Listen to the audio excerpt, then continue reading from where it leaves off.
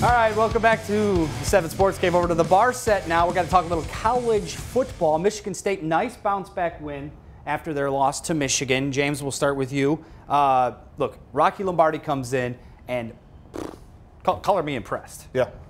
He looked like a quarterback that wasn't hurt, a quarterback that can complete a pass. I mean, for me, Brian Lewerke, the frustration had been kind of festering for a few weeks.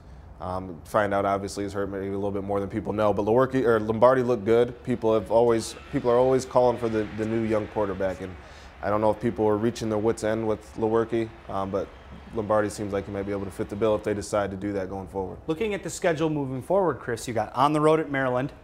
Should take care of business there. It's a good team, don't get me wrong. Maryland surprised some people, but you got return home and you got your Super Bowl left with Ohio State, and you wrap things up with Nebraska and who am I missing here? Rutgers. Yeah. So, I mean, Michigan State's ceiling still potentially can be 9 wins. And I think that was sort of the formula, though. You have a quarterback who can hit a couple shots downfield, lean on the defense. I mean, that was sort of Michigan State ball right there, and get back to basics. And yeah, I mean, I think there's a chance for them to get hot here and get on a roll towards the end of the year. I liked Mark D'Antonio's comments after the game, kind of saying like, we just made a public statement that Michigan State can bounce back. He's been a little bit more irritable lately. He has been on edge. He has, and I like it. Let's spice things up. Let's fire some people. Let's do some things. Let's do it. Let's wait till let's see what this looks like next year.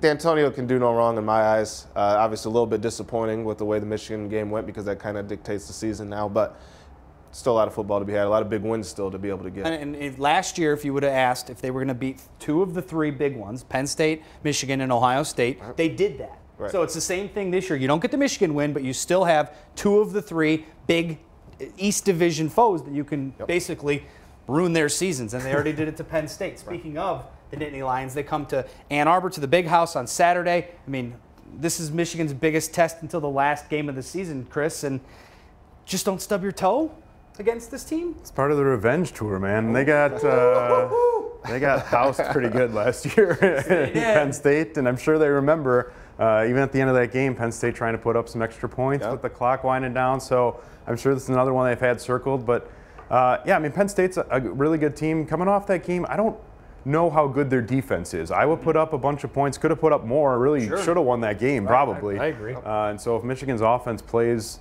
maybe not necessarily the way it did in East Lansing the whole time, but if it plays the way it can, I think that's going to be a tough matchup for Penn State's defense. What do you want to see from Michigan's offense?